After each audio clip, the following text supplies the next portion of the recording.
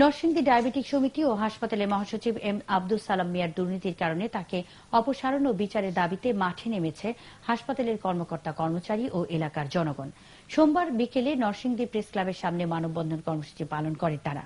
মানববন্ধন শেষে কর্মকর্তা কর্মচারীরা সালাম মিয়ার অপসারণের দাবি জানিয়ে জেলা প্রশাসক বরাবরে স্মারকলিপি দেয়।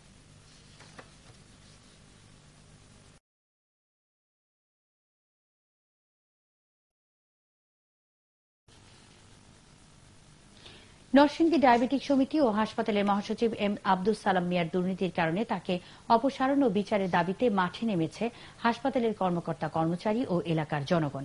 সোমবার বিকেলে নরসিংদী প্রেস ক্লাবের সামনে মানববন্ধন কর্মসূচি পালন করে তারা। মানববন্ধন শেষে কর্মকর্তা কর্মচারীরা সালাম মিয়ার অপসারণের দাবি জানিয়ে জেলা প্রশাসক বরাবরে স্মারকলিপি দেয়।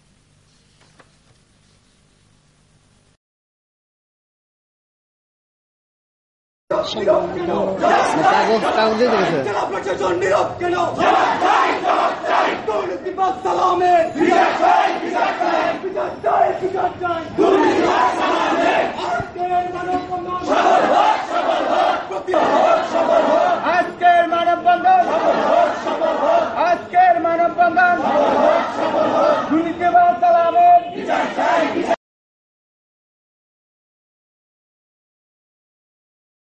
এতক্ষণে অবগত হয়ে গেছেন। একটা হচ্ছে আমার একটা পারিবারিক বিষয়, আমার শ্বশুরের সাথে একটা দ্বন্দ্ব, সামাজিক দ্বন্দ্বটা হচ্ছে উনি 5 লাখ টাকা খরচ করে যেই হাইলাইটটা হয় একটা সেবামূলক কাজে বা যে কোনোখানে, আমি এটা 50,000 টাকা করে হয়ে যাই, অথবা কোথাও টাকা খরচ না করে হয়ে যায়। পারিবারিক ব্যাপার না নিয়ে আসা ভালো হবে। এই দুইটা জিনিস তো ঘটনা। এই যে ডায়াবেটিকের যে অভিযোগ শুনতেছেন, দুইটা জিনিস কেন্দ্র করে, আমার শ্বশুরের এই জিনিসটা কেন্দ্র করে, আর হচ্ছে ডিসি সাহেবের কিছু ব্যক্তিগত ইগু সমস্যা কেন্দ্র করে।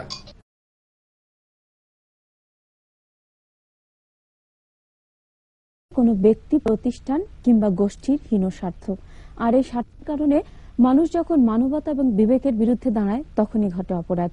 অদৃশ্যভাবে চাপ পড়ে যাওয়া অপরাধ আর অসহায় মানুষদের সন্ধানে দেশ জুড়ে অপরাধ পরিক্রমা দল ছুটে চলে দেশের এক প্রান্ত থেকে অন্য প্রান্তে। আপনাদের সামনে তুলে ধরে অপরাধের সেই অজানা ঘটনা। আইনের সুশাসন প্রতিষ্ঠান, ন্যায় বিচার প্রাপ্তির লক্ষ্যে আমাদের প্রচেষ্টা এবং প্রতিশ্রুতির অংশ হিসেবেই জনগণের নিবেদিত আমাদের এই অনুষ্ঠান দেশ জুড়ে অপরাধ পরিক্রমা। দর্শক, মাসুম আলিসা আমন্ত্রণ জানাচ্ছি একুশে টেলিভিশনের সাপ্তাহিক আয়োজনে।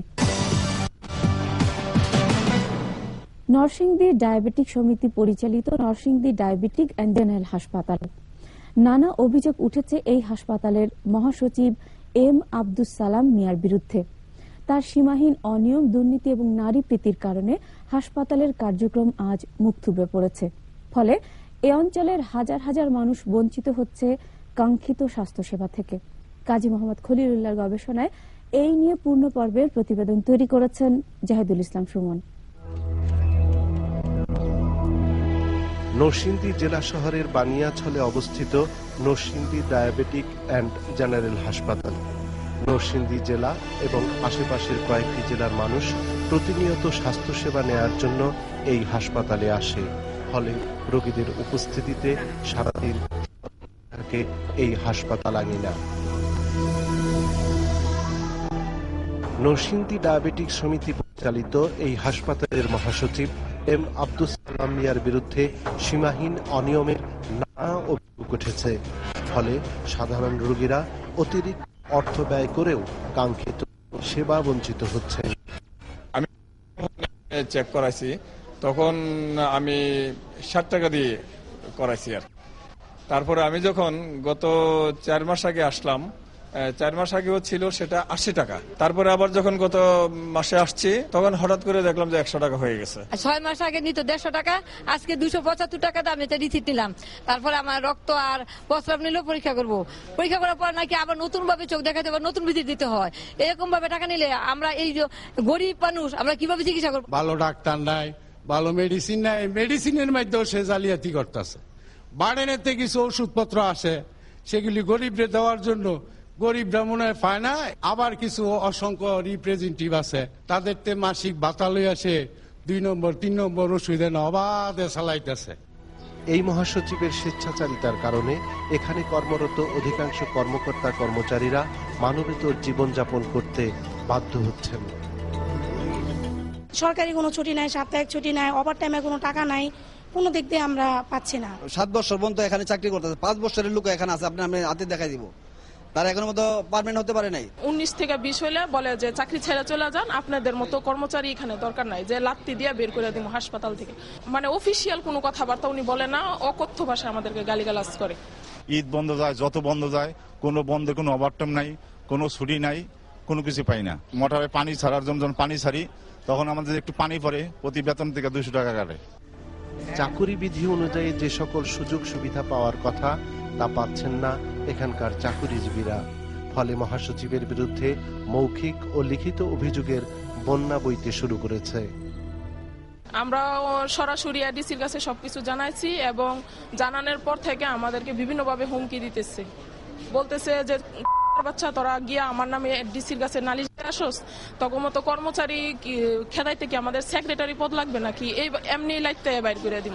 এখানে রুট লেভেল থেকে শুরু করে একটা হাই লেভেলের পেশেন্টগণ আসেন, তো যখনই কোনো এর দুর্নাম শুনি, মানে অন্তঃস্থলগত কোথাও যদি থাকে ওখানে ঘা লাগে। বেতন বৃদ্ধি যেটা কারোর সাথে যখন আমার কথা হয় যে একটা ফিক্সড স্যালারি ওই মতো সে পাচ্ছে, আর খারাপ আচরণের কথা যেটা বলতেছেন, এখানে একদম ডক্টর থেকে শুরু করে ক্লিনার পর্যন্ত আমার ফ্যামিলি মেম্বারের মর্যাদা পায়। নারী প্রীতির কারণে একই প্রতিষ্ঠানে বলে অভিযোগ করেছেন ভুক্তভোগীরা। ফলে অক্লান্ত পরিশ্রম করে অনেকে মূল্যায়িত হচ্ছেন না। অন্যদিকে অলস সময় কাটিয়ে মহাসচিবের অনুগতরা রয়েছেন বহাল তবিয়তে। এখানে আমি সরি প্লিজ প্লিজ প্লিজ মানে এখানে স্থায়ীকরণ হয় না, বেতন বৃদ্ধি হয় না, এগুলো কি আপনার ক্ষেত্রে প্রযোজ্য? এই ক্ষেত্রে আমি এগুলি কিছুই জানি না, আমি নতুন মানে রিসেন্ট জয়েন করছি, এগুলো আমি কিছু বলতে পারি না। সবই ঠিক আছে হসপিটালে, আমি যেভাবে আসছি, যে কথা অনুসারে আসছি সবই ঠিক আছে। সে এমনকি হানিমুনে সিঙ্গাপুর পর্যন্ত এই হাসপাতালের মহিলা করে লিয়া সে যায়, আমার তো ডকুমেন্ট চাইলে আমি মনে করে ডকুমেন্ট দিতে পারবো। এবং নির্যাতিত অনেক মেয়ের কমপ্লেন আমার কাছে ফটোকপি আছে। তার ফেভারের অনেক স্টাফ আছে যাদেরকে উনি বিভিন্নভাবে সুযোগ সুবিধাও দেয় এবং উনাদেরকে মনে করেন বেতন আমাদের থেকে অনেক অনেক ডাবল বেতন দেয় এবং আমাদেরকে তো ওই তুলনায় কোনো দামই দেয় না, আর ওই সব স্টাফ দিয়ে আমাদেরকে নির্যাতন করে। ক্ষমতাশালী আব্দুস সালাম মিয়া কোনো নিয়োগ বিধি মানেন না, সবকিছু করেন একক কর্তৃত্বে। ফলে যখন যাকে খুশি চাকুরি দেন, আবার যাকে খুশি প্রতিষ্ঠান থেকে বিদায় করেন। সে অতীতে যা খারাপ ছিল এইখানে দেখছে যে আর এইটা দিয়ে আরেক জগৎ, সব ডানাকাটা ভরি সে 50-60 জন মানুষের নিয়োগ দিছে। কেবল নিয়োগ কমিটি বাদে সে নিয়োগ দিছে, যেটা সুন্দর এটার বেতন 10,000 আর যেটা কালা এটার বেতন 2,500। ওই 3 তলার বারান্দা থেকে ওনার জানালার ফাঁক দিয়ে আমি দেখতে পারি উনি একটা মেয়ে নিয়ে, আমাদের চক্ষু বিভাগের ম্যানেজার সানিকে নিয়ে উনি ঢলাঢলি করতেছে, যেটা আপত্তিকর অবস্থা। কি করে ওইদিকে তাকিয়ে দেখে আমি বারান্দায় দাঁড়ায় আছি, আমাকে আত্মপক্ষ সমর্থনের কোনো সুযোগ না দিয়ে আমাকে নোটিশ দেয় কর্মবিরতি প্রদান করার জন্য। তো আমি বিগত 6 মাসের উপরে আমি কর্মবিরতি প্রদান করতেছি, এখনো আমাকে জানানো হয় নাই আমার চাকরিটা কি আদৌ আছে কি নাই। যদি আমার চাকরি নাই থাকতো তাহলে অবশ্যই এটা জমা নিয়ে যেত বা আমাকে ডিসচার্জ লেটার দেওয়া হতো, যেটা আজ পর্যন্ত আমাকে দেওয়া হয় না। কেনাকাটা আছে, ক্রয় কমিটি আছে বা নিয়োগ কমিটি আছে, সেইগুলির কোনো কিছু ধার ধারে না। তার ইচ্ছা হয় কাউকে চাকরি দেয়, আবার তার ইচ্ছা হয় কাউকে চাকরি থেকে বহিষ্কার করে দেয়।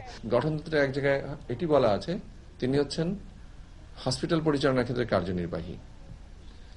তো হসপিটাল পরিচালনার ক্ষেত্রে কার্যনির্বাহী ভূমিকা এটিকে ব্যবহার করে তিনি ডায়াবেটিক সমিতির সভাপতি যে গঠনতন্ত্রের ব্যাখ্যাদাতা সেটিকে পাশ কাটিয়ে তিনি কাকে নিচ্ছেন, কাকে নিচ্ছেন না, কাকে চাকরিতে রাখছেন, কাকে চাকরিতে সব নিজে নিজে ঠিক করছেন। হাসপাতালের বিভিন্ন বিভাগে চাকরি করার প্রয়োজনীয় যোগ্যতা ও অভিজ্ঞতা না থাকা সত্ত্বেও অনেককে চাকরি দিয়েছেন এই কর্তা ব্যক্তি। ফলে তার অনুগতরা সেবামূলক এই প্রতিষ্ঠানে রামরাজত্ব কায়েম করেছেন। আমরা যথাযথ যোগ্যতা দেখে প্রত্যেকটা এমপ্লয়ি নেওয়ার চেষ্টা করি। আমি এসএসসি পাস, এই তো আল্ট্রাসাউন্ড ইসিজি দায়িত্বে আছি। এটা কিভাবে পেলাম তা তো কোনো কথা না। হ্যাঁ, এমনি 3 বছর ডিপ্লোমা তো আরো আছে। না আমার নেই, আমি 1 বছরের ডিপ্লোমা করা আছে, প্লাস আমার 11 বছরের অভিজ্ঞতা। অ্যাকচুয়ালি আমরা অন্য ব্যাপারে কথা বলবো, আপনি স্যারের সাথে কথা বলেন। স্যার যেহেতু আমাকে দিচ্ছে, এটা নিশ্চয়ই উনি যোগ্যতা দেখে দিচ্ছে। কত বছরের ডিপ্লোমা আপনার? 1 বছরের। কিন্তু আপনি জানেন কত বছরে থাকতে হয় ন্যূনতম? হ্যাঁ, 4 বছরের। ডিপ্লোমার এরকম কোনো নাই, তারপরে এখান থেকে আমরা যা আসা শিখছি বাস। অসংখ্য লিখিত অভিযোগের ভিত্তিতে ঘটনার সত্যতা যাচাইয়ে হাসপাতালে গেলে বিভিন্ন বিভাগে কর্মরত ব্যক্তিরা গা ঢাকা দেয়। এক পর্যায়ে তারা সংবাদকর্মীদের উপস্থিতিকে সন্ত্রাসী কর্মকাণ্ড আখ্যা দিয়ে পুলিশে খবর দেয়। পুলিশ ঘটনাস্থলে আসলে আমরা কথা বলি তাদের সাথে। থানা থেকে বললো যে এখানে কিসের সমস্যা হচ্ছে, এই শুনে আসলাম। আমি কাউকে খুঁজে পাচ্ছি না, শুধু আপনাদেরকে পাইলাম। এখন অফিসিয়াল স্টাফ কাউকে খুঁজে পাই নাই। শুনলাম যে অ্যাকাউন্টেন্স, তারপরে আরো কে ওনারা নাকি অফিসে নাই, পলাই গেছে। এর কারণ কি? আপনাদের দেখে ভয় পলাই গেল? সাংবাদিকরা তো সহযোগিতা করতে আসছে, তাই না? সমস্ত অনৈতিক কাজের মানে হুতা তারা এখানে সবাই ছিল। আপনারা আসার টের পেয়ে তারা এখান থেকে সবাই সরে গেছে। এখন আমরা কাউকে দেখতে পাইতেছি না। স্বাভাবিকভাবে কর্তৃপক্ষের সাথে কথা বলে হাসপাতালে ঢোকার কথা ছিল। আপনি দেখতেছেন রাজশাহী, খুলনা এগুলা নিয়ে নানা ভুল বুঝাবুঝি হইতেছে। এই মহাসচিবের বিরুদ্ধে আর্থিক অনিয়মের অনেক অভিযোগ উঠেছে। সমিতির কার্যনির্বাহী সংসদকে পাশ কাটিয়ে তার মনোনীত হিসাব রক্ষকের মাধ্যমে সকল প্রকার লেনদেন সম্পন্ন করেন এই মহাসচিব। এলি একটা সুতা বার করে হিসাব কিতাব আইনা ওই মুরগির ডিম, আন্ডার ডিম যাই বেছে এটা কাগজের মধ্যে থাকে, তার প্রকৃতপক্ষে তার কোনো হিসাব নাই। এটার একটা নিয়ম আছে যে 50,000 টাকা পর্যন্ত সে দিতে পারে। আর যে বড় লেনদেন গুলো আছে, যেমন 10 লাখ 20 লাখ মেশিন পত্র ক্রয় করার ক্ষেত্রে, এই অনুমগুলো সে সাধারণত মনে করেন যে এই মানে বড় পেমেন্টে না দিয়ে, চেকের মাধ্যমে না দিয়ে, ওগুলিকে মানে খন্ড খন্ড করে ছোট ছোট করে মনে করেন যে 50-এর নিচে নামায় নিয়ে আসে। ওনার কারণেই এমনটা হাসপাতালে তৈরি হয়েছে আর কি। ওনার স্বেচ্ছাচারিতা, ওনার এক না এক তন্ত্র, নিশ্চয়ই কোনো না কোনো একটা অশরীর শক্তি ওনার পিছনে কাজ করছে, যার ফলে উনি এরকম শক্তিটা এতদিন পেয়ে আসছে। একটি বিধান ওনারা করিয়েছেন আগে করে, যে সভাপতি, কোষাধ্যক্ষ, সাধারণ সম্পাদক 3 জনের মধ্যে যে কোনো 2 জন স্বাক্ষর করবেন। এবং সেক্ষেত্রে উনি যেটা করেছেন, সভাপতির স্বাক্ষর নেন না, সাধারণ সম্পাদক, কোষাধ্যক্ষ 2 জনের স্বাক্ষর উনি নেন। সভাপতিকে খুব সুকৌশলে বাদ দেওয়া হয়েছে। একজন সরকারি কর্মকর্তাকে এই ধরনের বেসরকারি প্রতিষ্ঠানে আনার উদ্দেশ্য হচ্ছে এই আর্থিক অনিয়ম থেকে বাঁচিয়ে রাখা যায়, অথবা আর্থিক অনিয়মের দায় সরকারি কর্মকর্তাই নেবেন। তাহলে সভাপতির স্বাক্ষরটি বাধ্যতামূলক হওয়ার কথা। এরপরে সাধারণ সম্পাদক বা কর্তৃপক্ষ তাদের যে কোনো একজন হতে পারেন। এই প্রশ্নের সদুত্তর উনি দেননি। মহাসচিবের বিরুদ্ধে নানা আর্থিক অনিয়ম সহ রয়েছে নারী ঘটিত অনেক অভিযোগ। দর্শক, অনুষ্ঠানের এ পর্যায়ে নিচ্ছি ছোট্ট একটা বিরতি। ফিরে এসে দেখব প্রতিবেদনের বাকি অংশ। আমাদের সঙ্গেই থাকুন।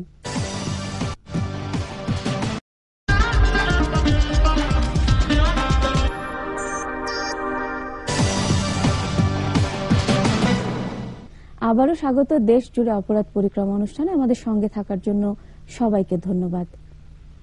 দর্শক, দেখছিলেন নরসিংদী ডায়াবেটিক অ্যান্ড জেনারেল হাসপাতালের মহাসচিব এম আব্দুস সালাম মিয়ার সীমাহীন অনিয়ম, দুর্নীতি এবং নারী প্রীতি নিয়ে প্রতিবেদন।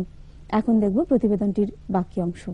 মানুষের সেবা দেওয়ার জন্য মোটা অঙ্কের অর্থ ব্যয়ে দামি দামি যন্ত্রপাতি ক্রয় করা হলেও সেগুলো ব্যবহার করা হচ্ছে না।